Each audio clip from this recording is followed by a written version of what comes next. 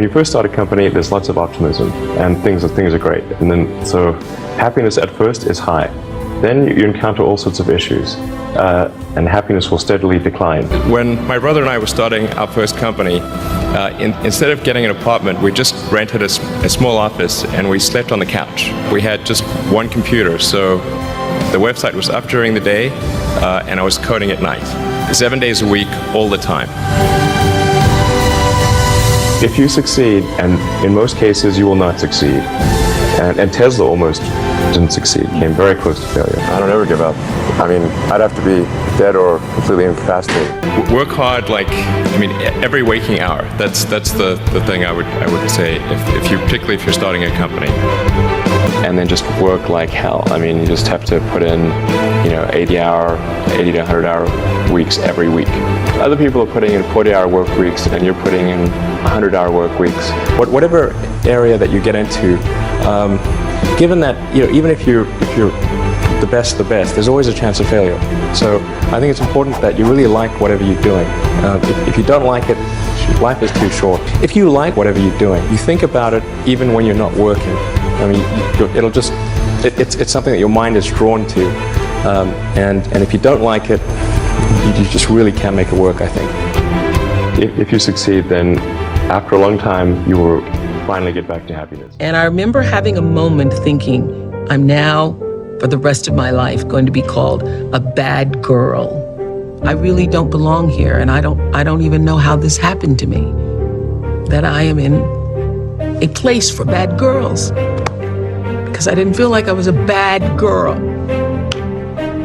And so the question is, what do you believe? Do you believe that you are worthy of happiness?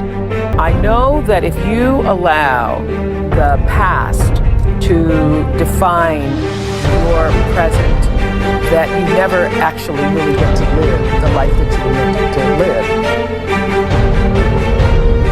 You are responsible for your life. And if you're sitting around waiting on somebody to save you, to fix you, to even help you, you are wasting your time, because only you have the power to take responsibility to move your life forward. At that time, it became clear something was not quite right with me. I fell over and had great difficulty getting up again. I spent weeks in Bart's hospital and had many tests. They never actually told me what was wrong, but I guessed enough to know it was pretty bad. He felt that there was nothing that could be done. At first I became depressed. I seemed to be getting worse pretty rapidly. There didn't seem any point working on my PhD, because I didn't know if I would live long enough to finish it. But then the condition developed more slowly, and I began to make progress in my work. Every new day became a bonus, and I began to appreciate everything I did have. I began to work hard, and I enjoyed it. I decided to write a popular book.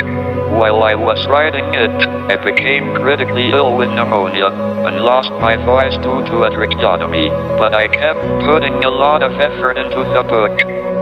I have not allowed my disability to stop me doing most things. My motto is there are no boundaries. So remember to look up at the stars and not down at your feet. Try to make sense of what you see, and wonder about what makes the universe exist. Be curious. And however difficult life may seem, there is always something you can do and succeed at. It matters that you don't just give up. While there's life, there is hope.